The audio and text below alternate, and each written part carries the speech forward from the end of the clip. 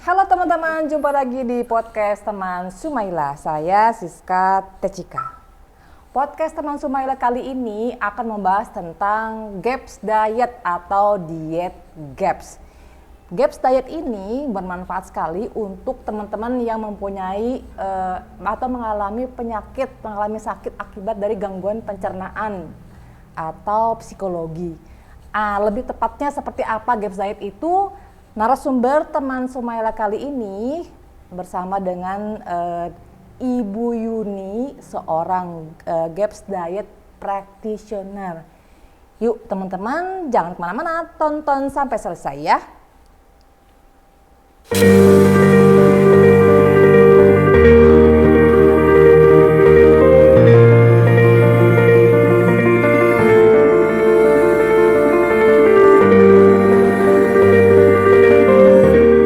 Ngobrol sehat bareng teman Sumaila.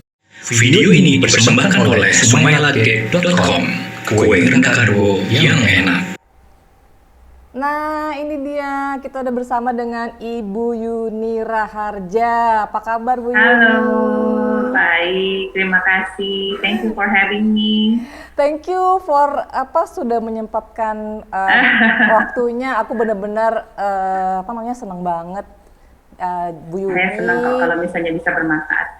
Iya, soalnya Bu Yuni ini aku temukan dalam waktu aku cari-cari tentang GAPS diet di YouTube.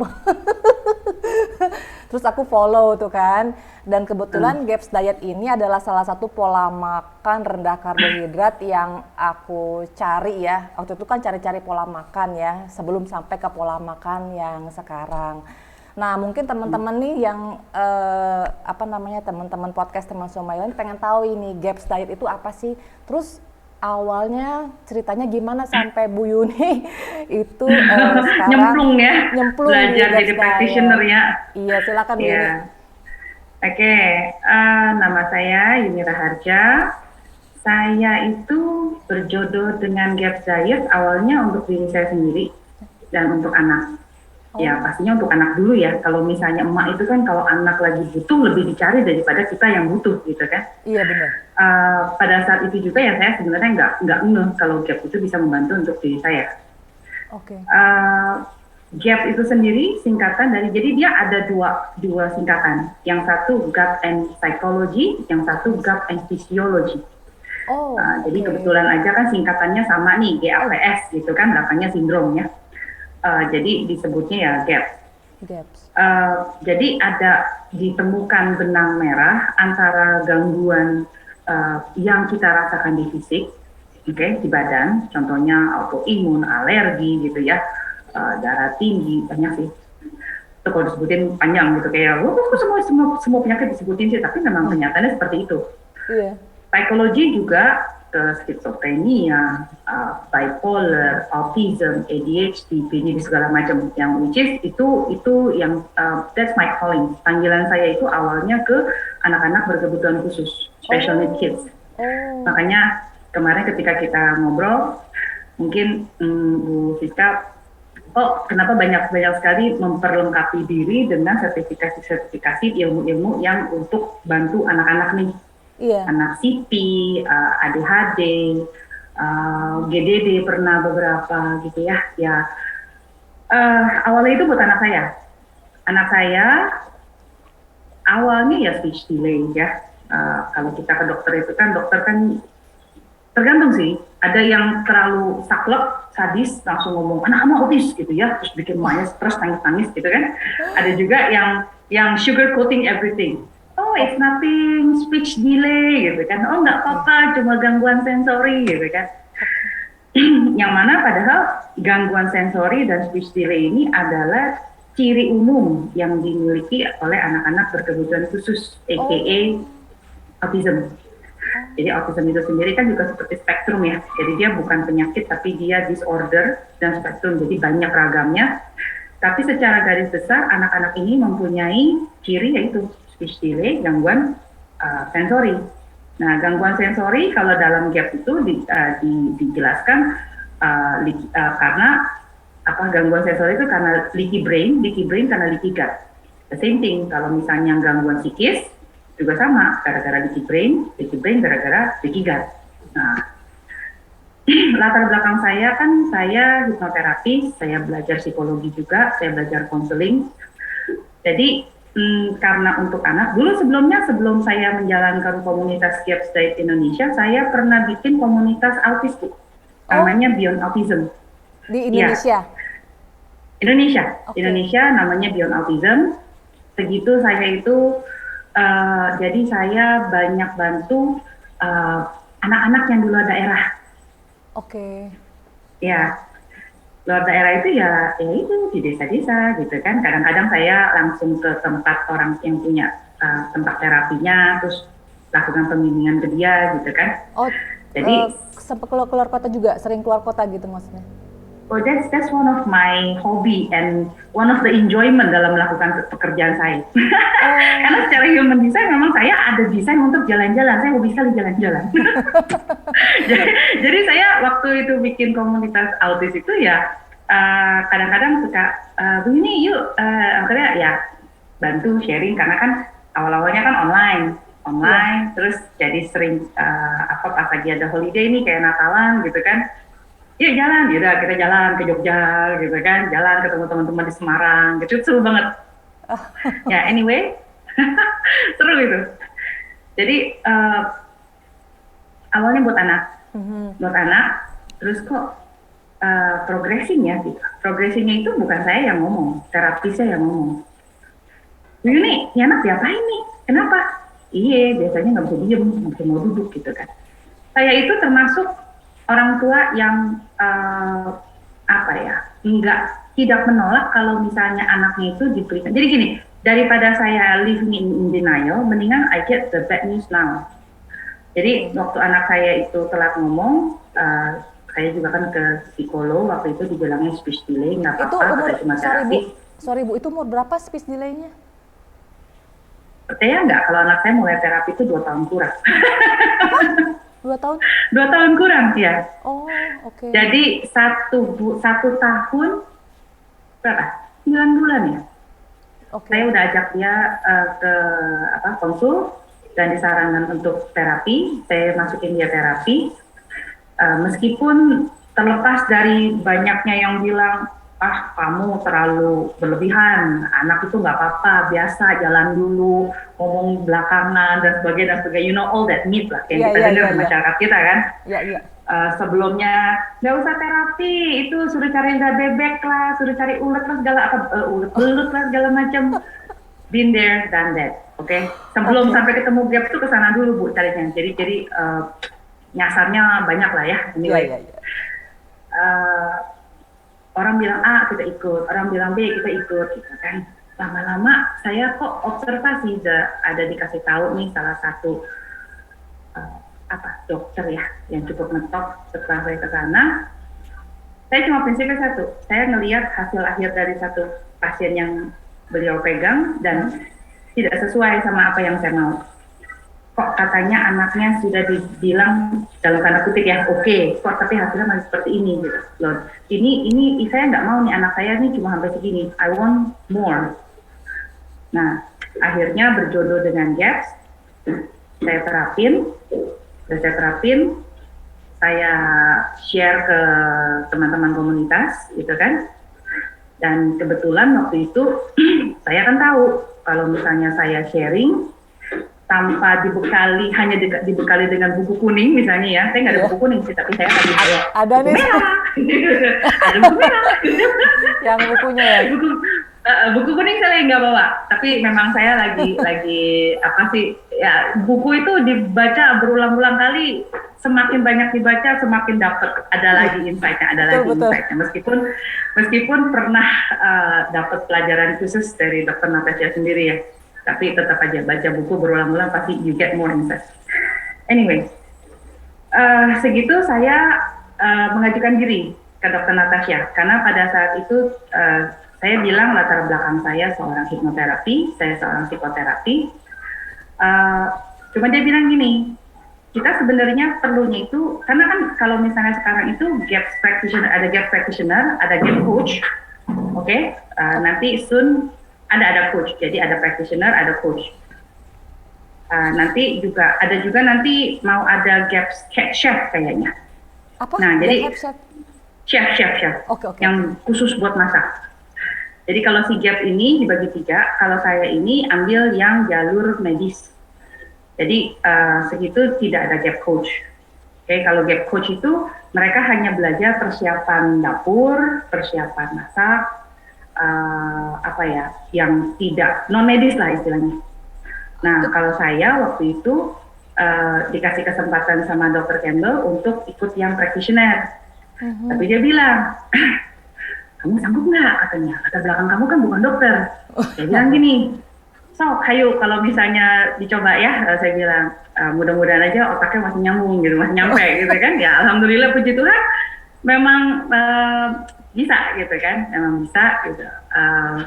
Dan ya jadilah saya practitioner karena saya bilang kalau misalnya saya sharing ke komunitas saya dan saya hanya berdasarkan buku, nanti saya itu seperti kayak fotokopi burem, Bu. Jadi saya ngajarin orang nggak yakin kan, cuma hearsay doang gitu. Iya. Akhirnya saya harus mantepin.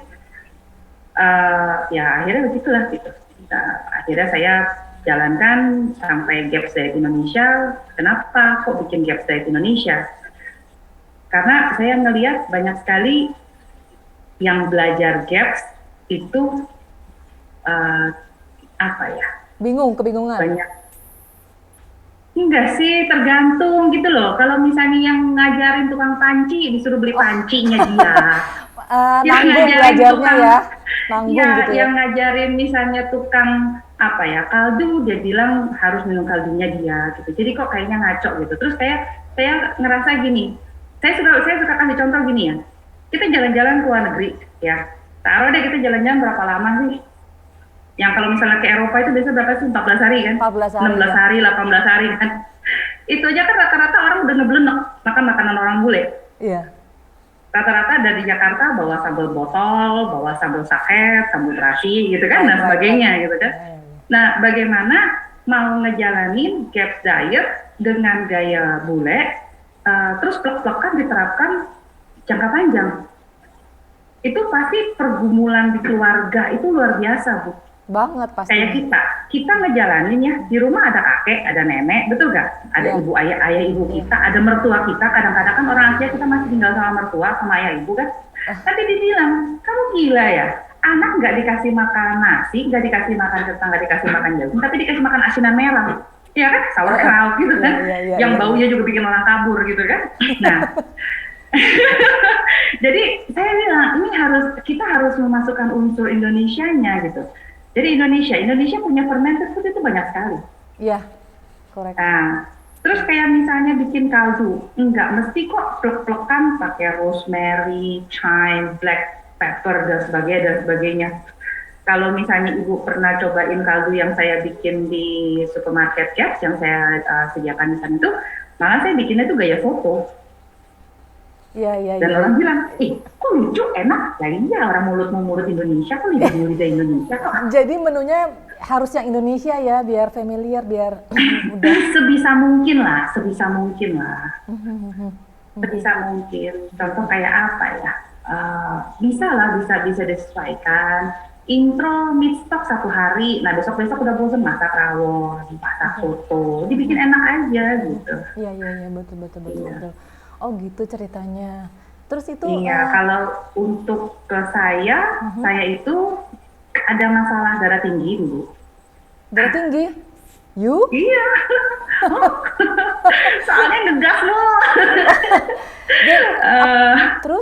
Terus saya ada gangguan hormon. Oh, hormonal imbalance. Ya, hormonal imbalance. Yang mana ya sebenarnya karena belajar itu karena awalnya mau menyembuhkan diri sendiri ya. Dengan lewat psikoterapi saya bisa heal myself dan karena anak saya itu kan pasti kan ngiri kalau misalnya cuma dia yang disediain makanan diet, kenapa mami tuh boleh makan aku enggak, jadi ikut dong. Mau nggak mau ya kita ibunya ya.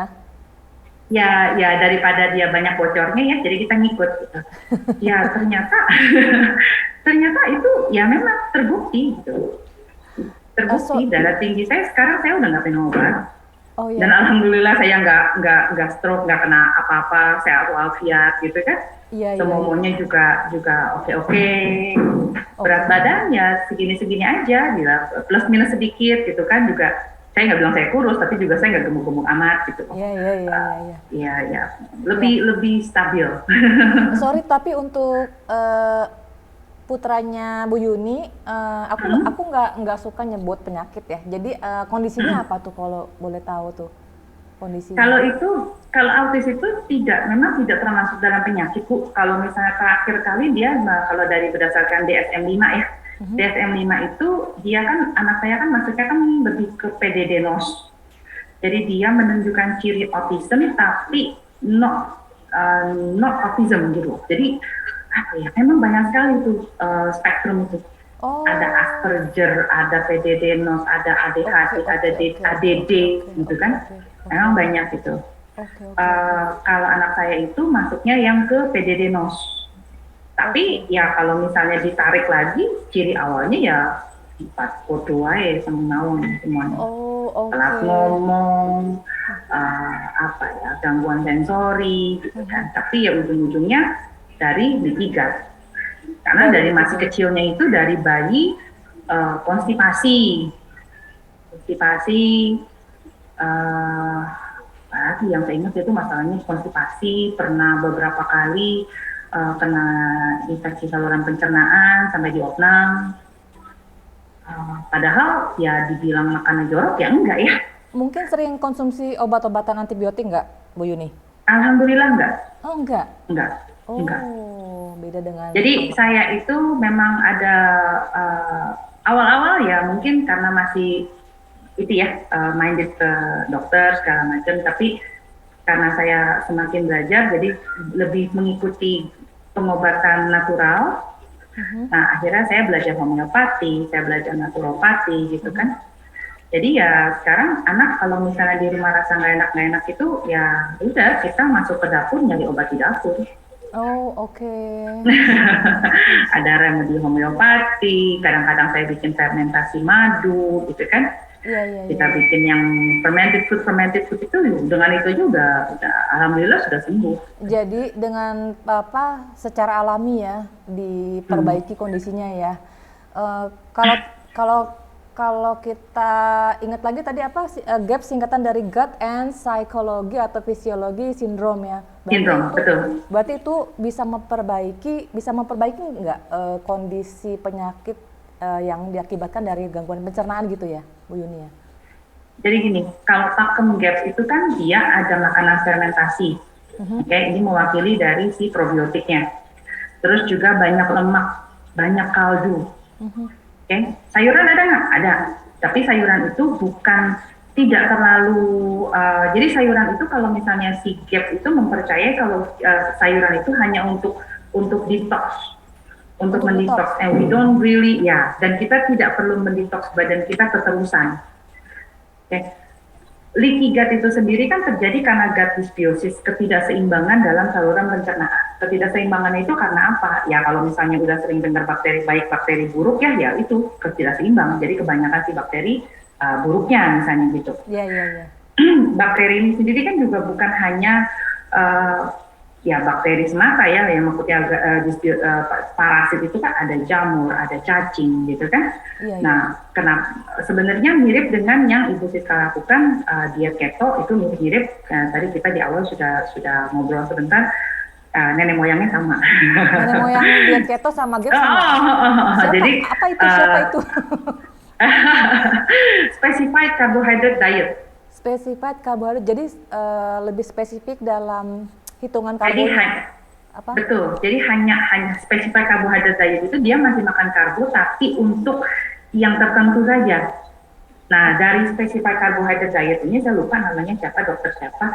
Nah, itu apa ya, terpecah gitu ya. Bukan terpecah sih. Jadi kalau si GAPS ini dikembangkan sama dokter Natasha Campbell McBride, kalau keto diet itu dikembangkan sama dokter lain gitu ya, saya juga nggak tahu. Tapi yang jelas karena dokter Campbell ini dia seorang medis, kalau misalnya dokter, tadi saya sempat Google sih, ini namanya dokter Russell Morse kalau yang keto.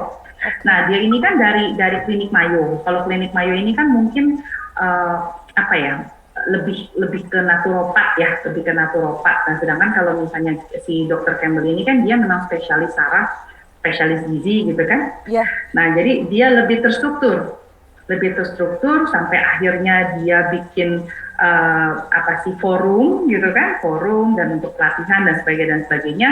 Jadi lebih beda itu aja sih, lebih ada step-stepnya. Nah, karena saya juga sempat perhatikan itu bedanya dengan keto itu apa gitu kan. Oh ya, by the way, kalau misalnya perlu panduan untuk menjalankan GAP, saya kan ada bikin website gapsdietindonesia.com. Nah, itu saya ada post ebook itu bisa di-download gratis. Di mana? Jadi di kalau misal Gaps Diet di Indonesia. website gapsdietindonesia.com. Gapsdietindonesia.com. Oke. Ya, itu ada ebook bisa di-download gratis. Oke. Jadi kalau misalnya mau jalanin GAP diet, bukan berarti harus konsul sama saya dulu, nggak usah. Saya kasih panduannya. Oke. Gitu, bisa dijalanin. Iya. Terus Bu Yuni boleh diinformasikan nggak, di-sharing nggak secara singkat dalam GAPS diet itu adakah yang harus kita konsumsi, terus yang dipantang apa, terus ada tahapan secara singkat aja. Ya, yang tadi kan pertanyaannya bisa sembuh nggak gitu kan, bisa membaik nggak nih sakitnya gitu. Jadi yang tadi saya bilang pakemnya itu kan ya, si lemak, si daging, si kaldu itu tujuannya untuk replenish, nambel. Kalau tadi dibilang lipigat itu bocor, nah ini untuk nambel si bocornya. I see. Untuk nambel si bocornya. Makanya kita banyak pakai, karena lemak, kolesterol itu sebenarnya itu dibutuhkan sama badan kita untuk meregenerasi sel. Bukan penjahat untuk ya? healing sendiri, bukan. Jadi itu banyak salah kaprah ya, banyak salah kaprah. Malah kalau misalnya kolesterol tinggi, minum makan obat kolesterol sekarang itu, kalau misalnya di luar itu lagi heboh produk-produk statin, Lipitor, penurun itu, kolesterol. Dia itu malah bikin orang itu kena Alzheimer. Oke. Ya. Alzheimer, ya? Terus banyak jadi kayak gangguan saraf. Banyak deh, itu akibat dari efek samping dari obat itu tuh banyak. Dan sebenarnya itu terjadi karena kita menghindari kolesterol. Dan kalau misalnya kita makan yang pakem-pakemnya GAPS itu ya, lemak, kaldu, keto juga sama ya, lemak, kaldu itu dia bisa mereplenish si saluran pencernaan itu. Dan dengan sendirinya bisa menggantikan sel-sel yang rusak, karena badan kita bisa self healing, Bu. Sebetulnya If only we let them, kalau kita biarkan itu bisa. Dan tetapi gini, kita kasih apa yang badan kita perlukan untuk heal itself, untuk menyembuhkan dirinya sendiri, dan kita jangan nambah kerusakan lagi. Nah, makanya kalau misalnya di GAPS itu kan kita menghindari karbo. Kenapa sih menghindari karbo? Ya, tidak hanya gluten atau dairy gitu kan. Dairy kita masih minum, tapi yang raw milk kita masih minum. Yang mentah. Real food. Justru ketika dia sudah mengalami proses pemanasan, enzimnya sudah berubah, proteinnya sudah berubah, itu malah susah dicerna sama badan kita. Tapi kalau misalnya dia masih real food, itu masih langsung diserap sama badan kita. I see. Oh, oke. Terus kalau misalnya karbo itu ya kita tidak bicara GMO ya. Kalau GMO itu udahlah semuanya juga, yang hampir semuanya tuh GMO ya. Makanya kita sebisa mungkin menghindari, kita cari yang organik, kita cari yang non GMO gitu kan. Tapi karbohidrat itu sendiri pada dasarnya susah dicerna oleh saluran pencernaan kita. Karbohidrat ini yang termasuk dalam karbohidrat ini contohnya? Biji-bijian, sama dengan yang di keto ya? Jagung, kentang, sama. Okay. Cuma kalau misalnya di GAP itu kita banyak sekali pakai fermentasi. Kita tidak menitik beratkan pada hanya semata-mata lemak, kuah gitu ya, daging gitu, enggak juga. Tapi setiap hari itu harus ada masuk produk fermentasi. Karena produk fermentasi yang pertama dia mengandung asam laktat, jadi dia bisa membantu pH, menstabilkan pH lambung kita, biar always steril gitu kan ya. Juga dia bisa bakar lemak juga yang di dalam saluran pencernaan, bisa juga untuk menstimulasi produksi cairan empedu, jadi enzim pencernaannya tersedia untuk mencerna si makanan yang masuk ke dalam perut, gitu kan? Bile ya, bile. Nah, kalau jadi kalau semuanya sudah apa ya bilangnya, mesinnya udah berjalan dengan sempurna, penyerapan terjadi dengan baik, ya badan kita punya amunisi untuk ngebetulin apa yang rusak, gitu kan? All good. Iya. Jadi memang tujuannya dari GAPS Diet ini memperbaiki jalur pencernaan dulu ya. Jalur pencernaan diperbaiki secara bertahap ya, dengan cara memilih selektif jenis-jenis makanannya. Yang diutamakan itu yang ramah pencernaan. Justru yang ramah pencernaan itu hewani dan lemaknya. Betul. Apalagi kan dengan lemak, kolesterol itu kan asupan yang sangat mendukung kelenjar adrenal kita.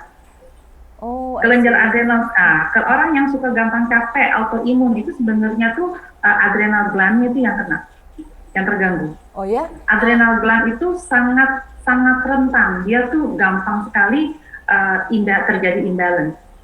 Jadi kalau misalnya buat yang teman Sumaila, kalau misalnya sering kok gampang capek ya, gitu kan? Iya. Kok gampang kayak mood, nggak semangat, gitu kan? Atau misalnya ada gangguan hormon, baik cowok ataupun cewek, termasuk gangguan libido, itu tanda-tanda dari gangguan adrenal.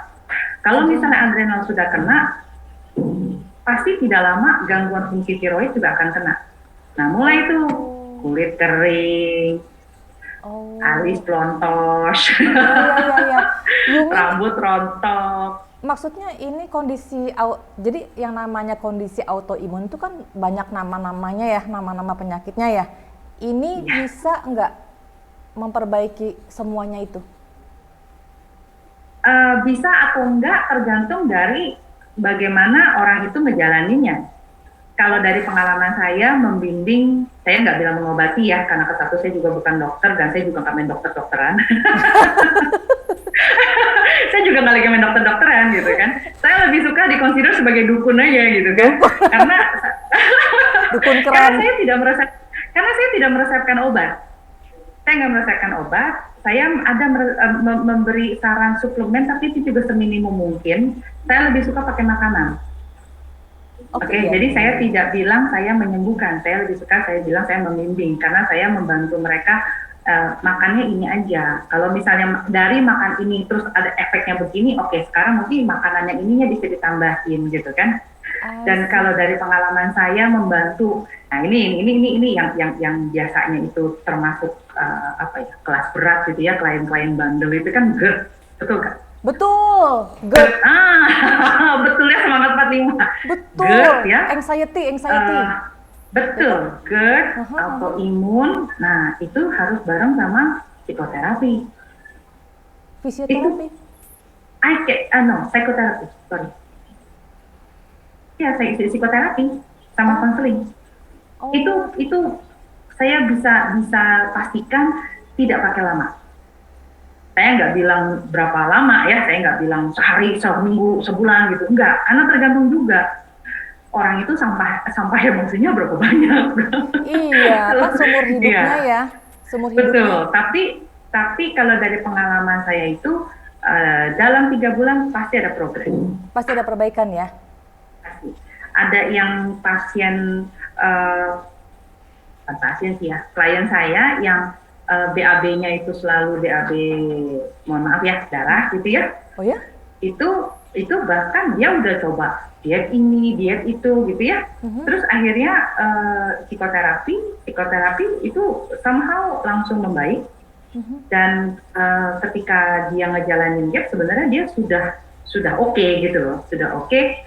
Cuma paling ya belajar gaya hidup sehat deh gitu ya. Nah, kemarin ini sempat ya, namanya kan yang seperti saya bilang tadi Bu, orang itu sakitnya lama. Betul ya, sampai terjadi leaky gut itu kan bukan proses semalam toh. Iya lah. Tapi kecenderungannya orang kalau misalnya lagi nyembuhin nih nggak sabaran.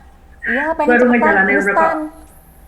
Iya betul, padahal deh nggak ada yang instan, apa juga nggak ada yang instan ya, kecuali ya itu bakmi.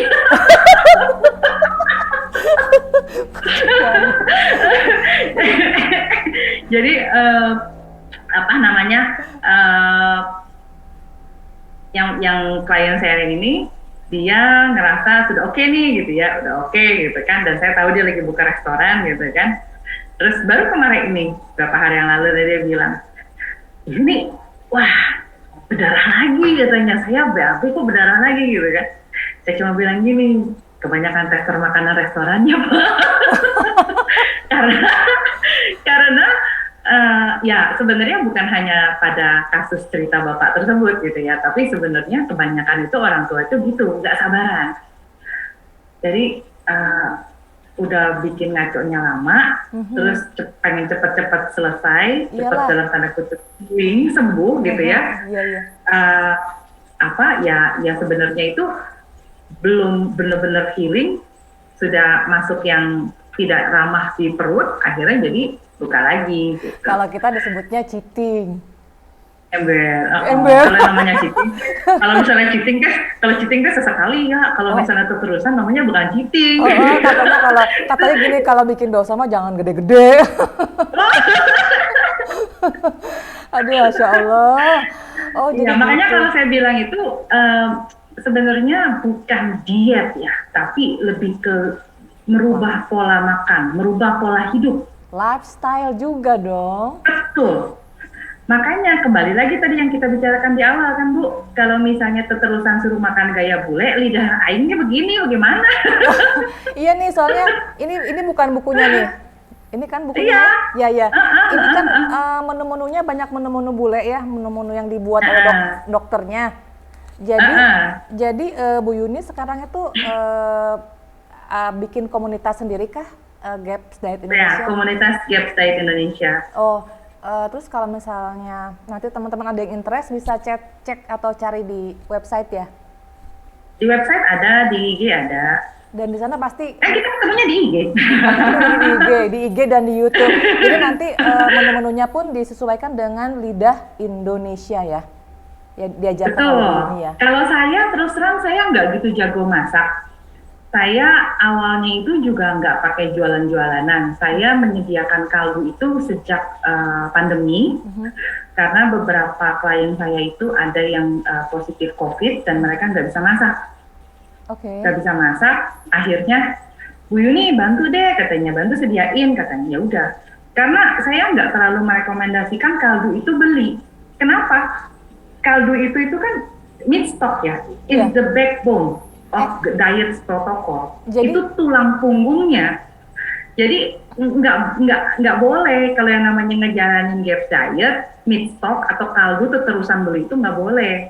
Oke lah sesekali ya, kalau misalnya kita kan masak kadang-kadang kita mau masak kita sendiri bosen nih, mau ganti suasana kita beli, boleh. Tapi kalau yang namanya mau sehat sendiri harus bisa bikin sendiri di rumah, harus bisa masak sendiri di rumah. Iya. Itu satu. Nah, terus kayak misalnya saya bikin sosis, itu sebenarnya makanan anak saya. Karena anak saya kan sebelumnya itu kan kebiasaan carinya yang misalnya burger atau apa gitu kan. Nah, jadi saya akalin. Terus waktu itu ada salah satu orang tua yang anaknya, saya itu ke anak-anak klien saya itu saya bonding. Jadi kalau misalnya mereka ada yang sakit, saya nggak bisa tidur. Ada yang nggak bisa makan. Ada yang nggak bisa makan. Saya yang kepo. Bu, saya kirimin ya gitu. Ibu coba aja dulu, cocok nggak di anaknya gitu kan. Karena waktu itu kayaknya saya curiga anak ini F-Pies. F-Pies itu kan dia alergi ke segala macam jenis protein kan. Nah, jadinya kan bingung. Makan ini ruang, makan ini gatel. Lah, kasihan juga, emaknya juga stres, nah saya juga stres gitu kan. Tapi dia bilang gini, Bu, gini, saya ada bikin, saya bilang. Biasanya anak saya kan nggak alergi sama telur nih gitu. Jadi kalau buat anak ibu saya khususnya bikinnya nggak pakai telur deh gitu, nggak pakai telur, nggak pakai tepung, cobain ya. Gitu. Nah itu awalnya itu berasalnya dari situ. Awalnya juga saya kagak jual-jualan makanan, cuma karena ya itulah sayang sama anak klien gitu kan. Jadi saya bikin pendampingan kalau misalnya itu kontraknya 3 bulan, tapi setelah 3 bulan kalau masih nanya saya suka nanyain, saya nggak ditanya juga saya nanyain, gimana? Masya Allah. Sudah sehat? Kepo, bukan, itu kan udah jadi passion ya. Jadi kayak kita tuh mau karena passion kita kan mau nolong orang, kan kita juga ya, karena kita bukan serba tahu ya, karena kita sudah mengetahui bagaimana caranya gitu ya. Gitu. Betul. Iya. Terus untuk putranya Bu Yuni sendiri sampai sekarang masih melakukan gaps ini? Masih? Masih. Saya kan lagi di Bandung. Saya dari rumah itu saya bawa ranting, bawa styrofoam tuh, ada styrofoam di atas kulkas. Oke. Ada bakso, ada daging. Kita harus bawa makanan sendiri ya biar aman ya. Ya, paling kalau misalnya sampai bocor deh ya, paling dia apa sih? Ya misalnya kayak ya jadi sesekali misalnya ikut ketok deh gitu. Kalau misalnya memang ransum udah habis dan kita masih atau misalnya anaknya sekali kan mau ya gitu kan lapar mata gitu. Iya. Jadi kita rajin bikin Bu, rajin berbikinan. Mau nggak mau, memang kita harus berkorban ya, harus menyediakan buat anak kita ya, buat diri kita gitu ya. Iya, Aduh. iya. Karena kan kita juga kan ngerasain ya. Kita juga kan kepengen ngemil, kita kepengen makan gitu kan. Iya. Tapi kalau misalnya disuruh masak cantik, saya nggak bisa. Masak cantik kayak chef itu saya nggak bisa. Yang penting bikin real food aja ya nggak Bu Yuni, itu yang paling aman deh ya. Jadi itu sama sekali makanan-makanan pabrikan, minuman pabrikan no ya? Pabrikan seperti apa? Kalau pabrikan seperti sosis, seperti yang saya bilang, saya bikin sendiri. Iya bikin sendiri. Saya bikin nggak pakai tepung, nggak pakai telur gitu kan. Casingnya saya pakai kolagen sapi gitu kan. Kayak dia sukanya apa ya? Ya kita usahain lah. Atau enggak kita bikin janji sama dia. Oh iya, ice cream saya pakai Greek yogurt. Saya bikin Greek yogurt, saya campur dengan buah. Oke, saya itu masukin freezer jadi es krim. Atau saya bikin gap shake, karena kan gap shake itu kan banyak lemaknya. Jadi kalau misalnya banyak lemak di freezer dia gampang dikorek Bu. Betul. Kalau misalnya contoh deh, misalnya ibu beli es krim ya, es krim yang murah sama es krim yang mahal bedanya apa? Kalau es krim yang murah itu kan dia high water content. Dan sugar. Jadi konten airnya itu banyak sekali. Jadi kan begitu lumernya cepet, begitu beku keras gitu kan. Kalau misalnya yang harganya lumayan, dia kan pakai krim gitu ya, pakai krim jadi kan bersama. Nah kalau misalnya di Gap kita bikin Gap shake itu kan dia fatnya banyak, jadi fatnya banyak, jadi begitu udah beku gampang dikorek. Nah, jadi ya tergantung anaknya mau apa. Harus kita pinter-pinter orang tuanya, ya kan? Makanya dibikinin komunitas.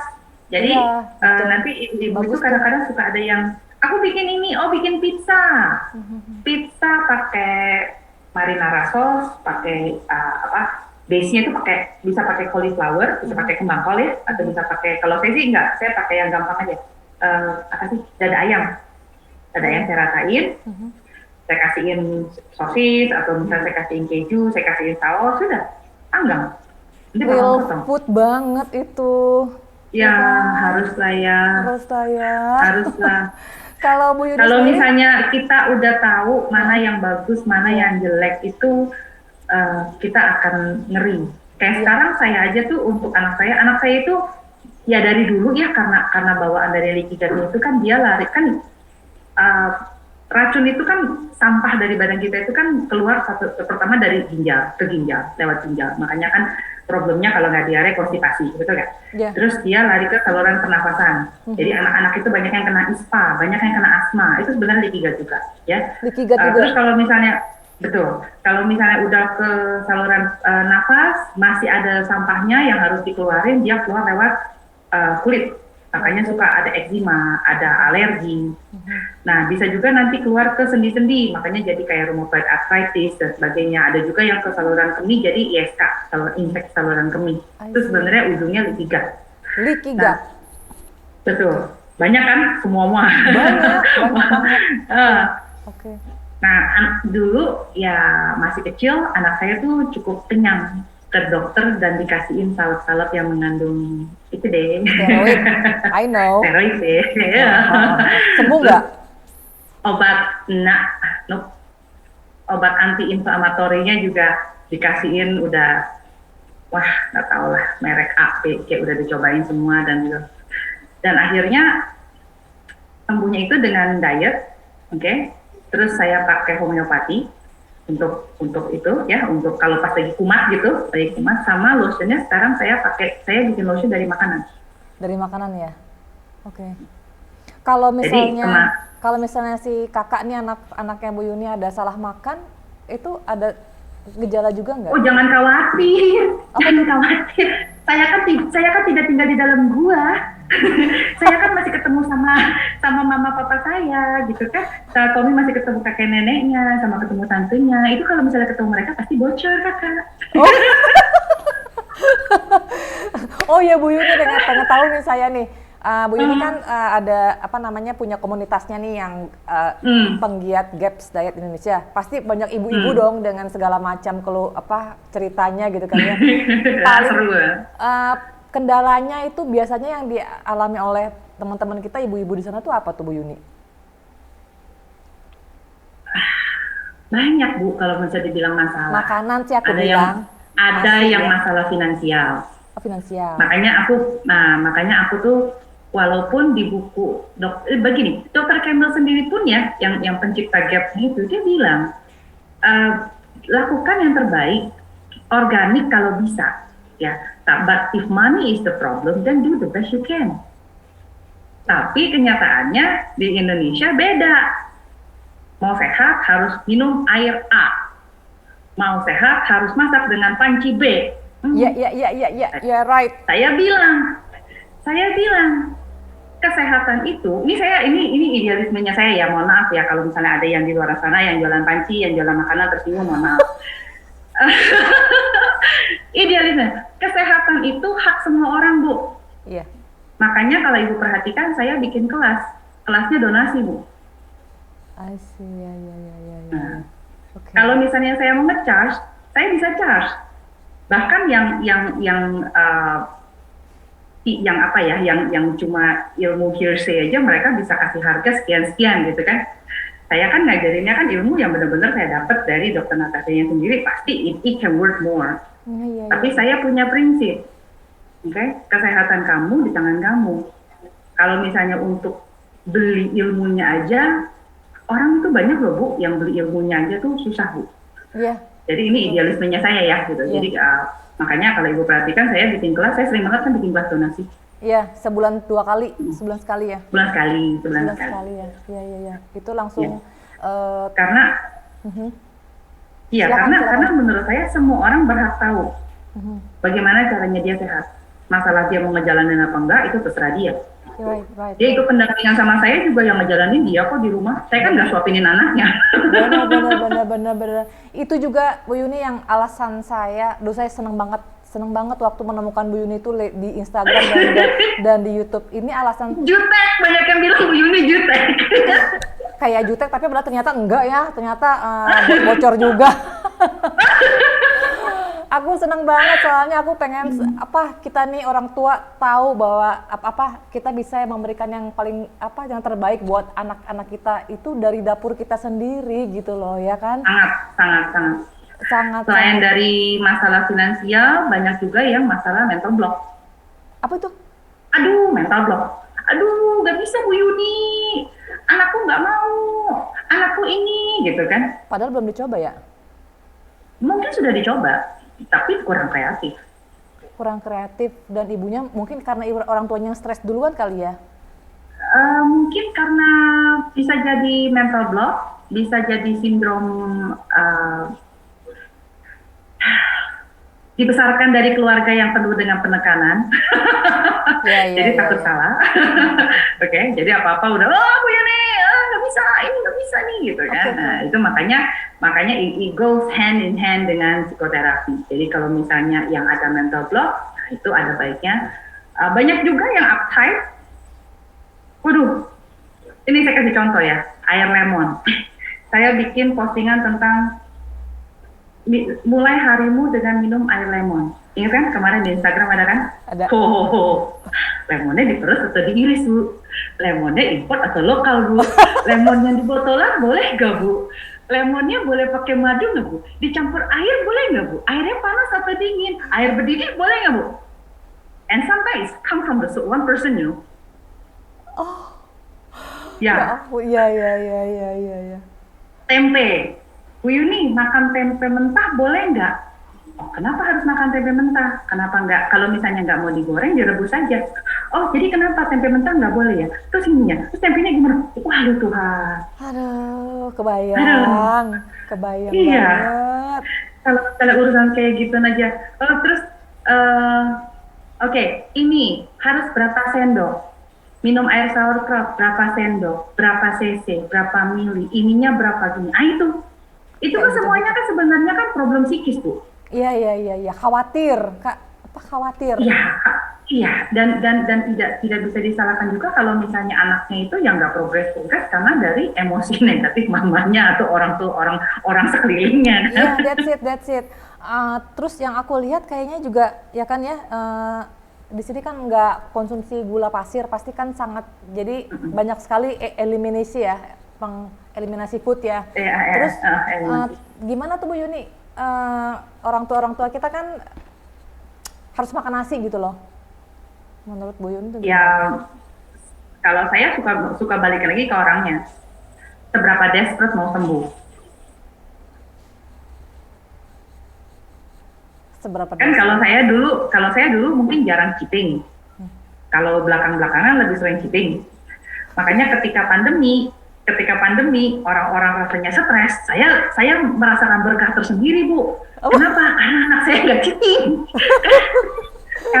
karena dengan apa, pandemi kita di rumah gitu ya, godaannya lebih sedikit gitu kan. Iya betul. Betul, ya. Jadi ya seberapa desperate kita mau gitu kan. Contoh ya, kalau misalnya seorang ibu dari anak nonverbal autism umur 7 tahun. Ibu mau nggak anak ibu ngomong? Mau Ibu mau dong. nggak anak ibu bisa main sama temennya, anak ibu bisa main sama saudaranya, bisa sekolah, bisa baca tulis hitung, betul kan? Ya. Nah sekarang kalau saya bilang, ibu harus menghindari ini. Patuh, Bu. Ibu nggak boleh makan nasi. Oke, jadi sekarang saya boleh makannya apa, Bu? Ibu boleh makan ini. Ikut. Tapi begitu tuh anak mulai ngomong, mulai patuh, mulai bocor. Mulai longgar dan bocor-bocor. mulai bocor. Iya. Tapi itu Akhirnya manusiawi sih ya. Jadi seberapa desperate-nya gitu kan. Oke. Ketika kita merasa butuh, makanya saya bilang, ini nggak bisa dibilang sebagai pola makan, tapi harus pola hidup. Jadi Harus lifestyle. mengimplementasikan itu ke dalam kehidupan kita sehari-hari. Dimulai dengan, ya gampang, hand sanitizer, cut, nggak perlu. Oh, Cuci tangan. cuci tangan aja biasa ya, jangan parno-parno Iya. juga dong ya. Betul. Jangan terlalu parno. Kita keluar sudah ya by law kita diharuskan untuk pakai hand sanitizer. Terus kita pergi ke mall, kita pergi ke supermarket, semuanya udah pakai gitu kan? Iya. Nah, kita di rumah nggak perlu lagi. Karena kita sudah cukup dapat racun di luar. Jadi di rumah kita jangan sediakan racun lagi. Oke, I see. Untuk bebersih pakai apa? Bikin ekoenzim. Buat ngepel. Sebenarnya ngepel itu kan hanya perlu air dengan kain lap atau dengan Betul. kain pel. Tidak perlu cairan A, B, C gitu kan. Wah, kayaknya saya setelah ngisi acaranya Ibu, saya bisa dimusuhin sama para. Enggak, tapi sama kok, aku juga kalau di Facebook aku juga suka sharing yang alami-alami, termasuk yang kalau sikat gigi itu ya. Sikat gigi itu jangan pakai pasta, karena kenapa? Itu cuma kebiasaan doang, karena kita pengen dapat mentolnya sama busa-busanya. Betul. Ya kan? betul. Ya apa ya? Ya karena itulah ya, karena kita against mainstream, jadi mungkin kita dibilangnya berlebihan, lebay gitu kan. Tapi memang gini lah, nggak mungkin bisa serta-merta berubah, nggak mungkin. Sedikit-sedikit. Dan cari replacement-nya. Kayak kemarin ada yang saya posting tentang deodoran, ada yang kasih ide, udah pakai aja itu perasan jeruk nipis taruh di armpit gitu kan. Nah, itu bisa. Betul. Kalau gula pasir gampang digantinya pakai madu. Iya tuh, baru mau nanya, kan makanan udah banyak yang harus dieliminasi, kemudian juga gula udah otomatis ya. Itu berarti kita harus lebih kreatif lagi. Kalau mau tahu lebih banyak lagi sih harus ikut komunitasnya ya, komunitas GAPS Indonesia ya. Iya iya. Terus Bu Yuni ada di situ setiap hari kah? Ada maksudnya selalu berhubungan dengan member-membernya? Selalu ya. Saya banyakan ya kalau misalnya untuk di WA untuk klien pendampingan ya, itu pasti. Itu pasti. Setiap hari pasti WA-nya saya bales. Jadi nggak satu hari terus balesnya minggu depan gitu, nggak. Apalagi ya? Ya kalau misalnya di Instagram, kalau misalnya ada waktu saya jarang sih, paling kalau malam gitu kan. Kalau udah mulai lebih rileks atau sore itu biasanya saya suka itu, pagi saya posting, balas sebentar kayak gitu. Kalau sesempatnya aja, tapi nggak terlalu itu. I see, okay. Harus ada nyusun prioritas. Boleh dikata waktunya Bu Yuni itu sebagian besar didedikasikan buat ini ya, Gaps Hero yang nyebutnya ya, ya. Gaps Hero. Ya pertama sih buat anak saya ya. Saya hidup itu menjalani sisa hidup saya buat anak saya. Iya. Kalau buat diri sendiri, passionnya itu cuma paling berbagi aja gitu, berbagi. Saya kan ada sekolahan autis juga. Sekolah autis di mana? Ada sekolah autis di Jakarta Pusat, Mangga Besar, namanya Malika Center. Malika Center. Jadi saya, okay. Betul. Yang spesial dari sekolah saya ini, saya hanya menerima anak-anak yang sudah dewasa. Sudah dewasa? Karena anak autis itu they don't stay small forever, Bu. They grow up. Masih kecil, masih imut, mancan udah gede ya. Oke. Udah nggak ada sekolahan yang mau nerima dia. Betul. Dan anaknya tuh dewasanya masih seumur berapa? Dewasanya itu umur berapa? Paling nggak di atas umur 7 tahun lah. Oke, di atas 7 tahun. Ya. Oke. Atas 7 tahun, jadi kita ngajarin mereka skill. Jadi saya tuh suka bilang gini, apalagi kalau misalnya yang datang konsul itu anaknya sudah beranjak dewasa dan saya melihat mereka cukup dalam tanda kutip berat kasusnya, parah ya. Saya suka bilang gini, saya mendingan sharing, saya ya galakin gitu ya. Tapi nanti udah gedenya nggak usah jadi murid saya. Yang penting healing dulu. Kalau misalnya nanti, ya karena kalau misalnya sampai sudah gedenya yang nggak kejar, karena itu kan apa ya, golden age ya. Golden age. Tahu satu tahun pertama, lanjut 3 tahun pertama, lanjut 5 tahun pertama, terus 1, 3, 5, 7. Di bawah 10. Udah 7. No, di bawah 7. Di bawah 7. Di atas 7 tuh udah lebih capek ngejarnya. Oh, oke. Dan kadang-kadang itu orang tua ya karena masyarakat kita banyak mitosnya ini dan itu gitu kan. Jadi kebanyakan tuh anak-anak itu tidak mulai terapi umur 5 tahun belum terapi. I see. Iya, jadi ya itu. Jadi saya itu prioritas pertama ya anak saya. Tapi karena berjuang untuk anak saya ya dulu ada satu temen yang bilang ketika anak saya ulang tahun dia kasih anak saya kue diet gitu ya, kasih hadiah. Dia bilang kenapa? Karena kalau bukan karena anak Ibu Yuni lahir, katanya Ibu Yuni nggak bakal kepo ngurusin anak orang lain. Saya ngomongnya mau nangis. Walaupun benar. Walaupun benar gitu loh. Karena berjuang buat anak saya gitu ya, saya nggak bisa terima dengan apa yang ada. Akhirnya saya cari tahu, sampai akhir berjodoh dengan Gaps. Akhirnya belajar pijit lah, belajar senam lah, apalah segala macam gitu ya. Itu ya kan buat anak. Nah terus kalau udah jadi ya udah sharing gitu kan. Iya. I feel you banget. Iya. Ayo Bu Siska juga kan. Kalau bukan buat karena anak, Sumaila nggak ada gitu. Cuma dulu aku tuh nonton Dokter Natasha tuh dari YouTube kan ya, berikut juga YouTube-nya Dokter Richard Bernstein. Tapi karena nggak ada temennya, nggak ada tempat nanya, ya udah aku cuekin gitu loh. Sampai akhirnya dapat bukunya, terus kemudian dengan keto ini kok sama gitu matching, tapi udah qadarullah ya, udah ngeduluin kita ya. Iya. Mungkin sebenarnya kalau buat saya itu nggak ada yang, walaupun ya ibu pasti merasa sedih, saya juga kan ngegedein anak saya juga kan, it's not like everyday hahaha ibu ya, stres mah stres aja gitu kan, kita juga hampir setengah gila juga kan.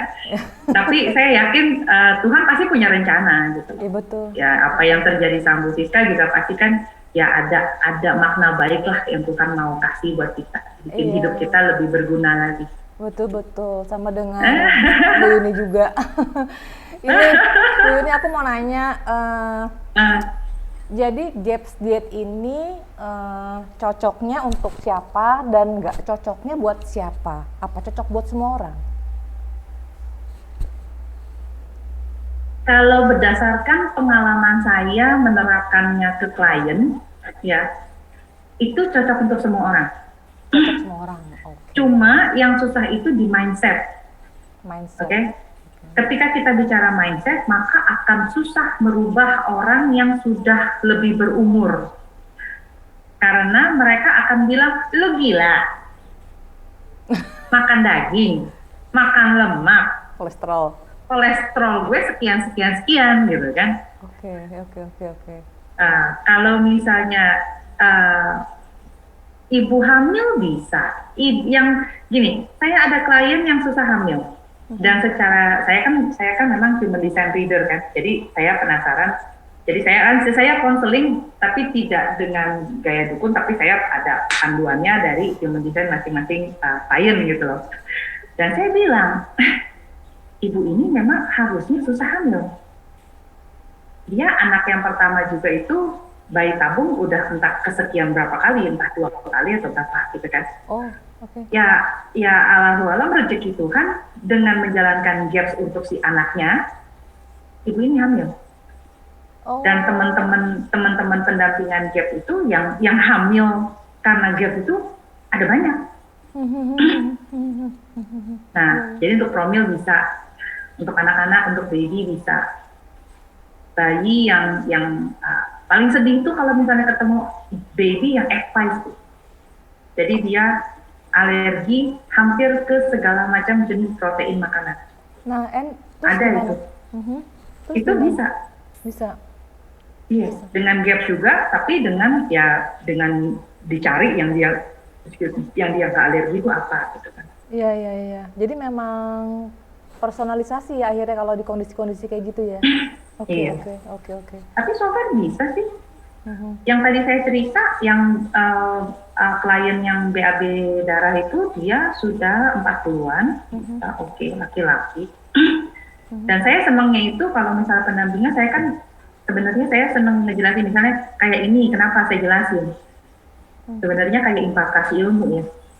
Karena saya bilang kalau misalnya ayahnya atau ibunya ngerti, bisa mengimplementasikan ke keluarga, sehat semua. Kan nggak semuanya harus konsul. Iya, kalau misalnya udah ngerti, jalannya sendiri. Betul. Terus satu lagi Bu Yuni, aku juga kan mempelajari microbiome.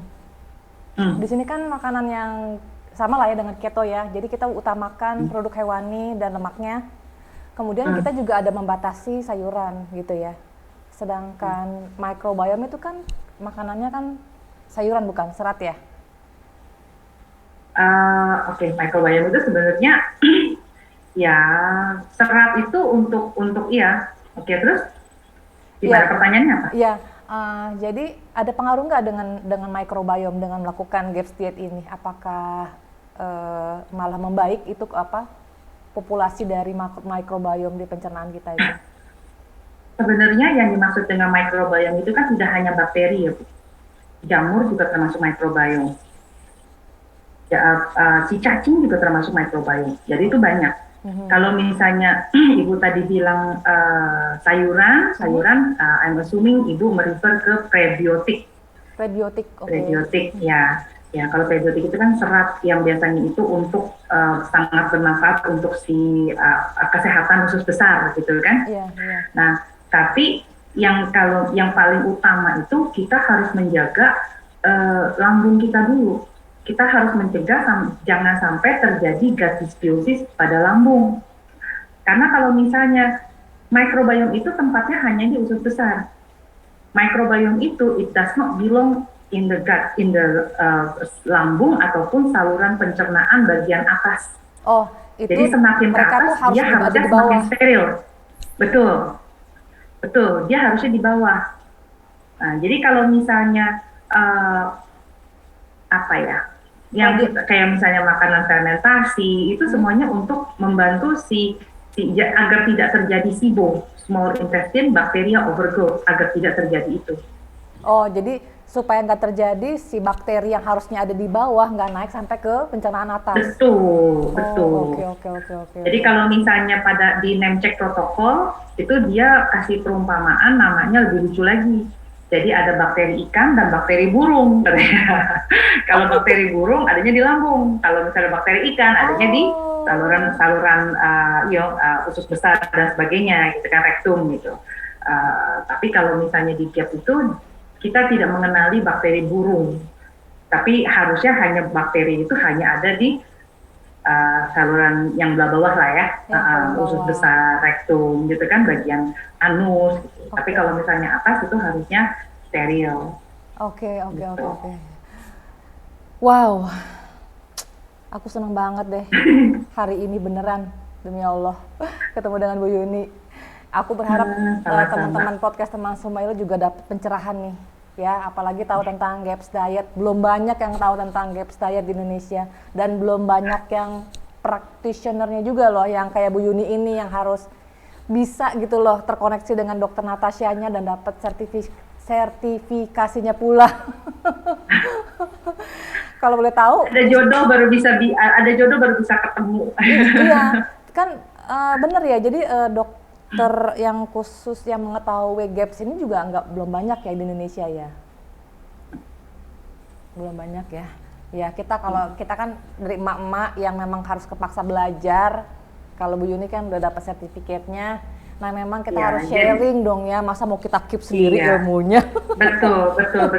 Karena kalau misalnya kita nggak sharing nanti akan banyak SIG, Bu. Apa itu? SIG, sarjana Instagram. Sarjana Instagram dan dukun. Soalnya mereka itu banyak yang dibingungkan dengan misalnya follow si A punya page, terus dibilangnya A, B, C gitu kan, belum tentu sama gitu kan. Iya. Terus nanti ada juga yang ikut kelas terus di Kopas vlog, terus ikut kelas ini Kopas vlog gitu kan. Wah. Yang followernya itu kebanyakan jadi bingung. Jadi yang mana, Bu? Nanti kalau ada juga yang kalau kata si ini gitu kan. Iya. Nah, saya nggak bilang GAPS diet itu paling pas atau paling gimana. Paling enggak kalau mau ngejalanin GAPS ya udah GAPS. Kalau misalnya mau ngejalanin yang lain ya udah jalanin satu. Nah itu dia. Karena kan bisa kita combine banyak juga bisa sih gini. Tapi combine-nya seperti apa? Kalau misalnya combine secara pola makan GAPS-nya ya nggak bisa. Kalau GAPS dan GAPS. Tapi kalau misalnya GAPS dicampur homeopati bisa nggak? Bisa. Oke. GAPS dicampur jamu bisa nggak? Bisa. Oke. Tapi kalau misalnya jalanin GAPS tapi mau jalan vegetarian, setiap hari minumnya green smoothies itu nggak nyambung. Oke. Noted, I got the point. Kalau misalnya mau GAPS ya udah jalannya apa, minumnya apa, ya udah bikinnya GAPS shake. Mirip-mirip sama si green smoothies, tapi kita tidak terlalu banyak ampas, karena ampas itu sampai bisa menyakiti si saluran pencernaan. Yes, memberatkan. Yang tadi Ibu bilang, yang tadi Ibu bilang untuk microbiome gitu ya, kan kita hanya perlu mineralnya, nutrisinya, kita nggak perlu ampas yang begitu banyak. Iya, nggak banyak-banyak. Agree. Wow. Bener-bener hari ini luar biasa.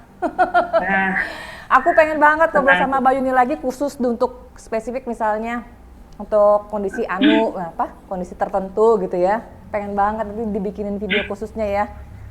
Yang penting kita bikin tentang autis, Bu. Saya passionate bantu anak-anak autis. Iya banyak tuh. Teman-teman juga banyak sih yang melakukan keto untuk anak-anaknya yang autis ya. Tapi mungkin bisa juga dapat insight-nya dari GAPS diet ini. Kurang lebih sama lah gitu kan ya. Wow, Bu Yuni, makasih ya. Sama-sama. Makasih banget. Aku sampai Terima kasih pengen juga. nangis. Aku juga. Allahu Akbar. Makasih banget Bu Yuni. Kayaknya udah dulu ya. Sama-sama. Apa namanya? Mudah-mudahan bermanfaat nih sharingnya, mencerahkan teman-teman semua. Ada. Thank you for having me. Semoga bisa bermanfaat juga. Of course. May God bless you. Tuhan memberkati selalu Bu Yuni dan keluarga. Sama. Doa yang sama buat ibu dan keluarga. Iya. Nanti kita ketemu lagi ya. Bu Yuni harus mau nih. Siap. Oh. Siap. Kalau ada jodoh pasti ketemu lagi. Saya kalau buat sharing saya seneng kok. Iya, nanti teman-teman bisa lihat deh di caption di bawah juga kemana kalau mau gabung di websitenya Gaps Diet Indonesia, ada Instagramnya juga nanti dicantumkan. Nanti bisa tanya-tanya dengan teman-teman langsung di sana, ya kan? Lebih enak lah di sana ketemu sama sesama Gaps Hero.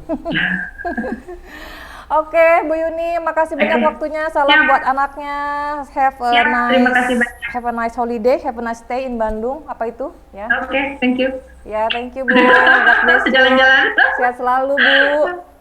Sama-sama. Oke. Ya, Assalamualaikum. makasih. Waalaikumsalam warahmatullahi wabarakatuh. Tunggu. Tulis ya.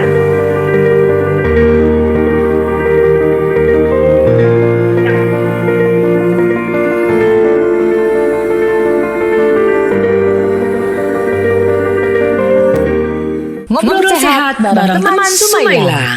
Video ini dipersembahkan oleh sumailagate.com. Kue rengga karbo yang enak.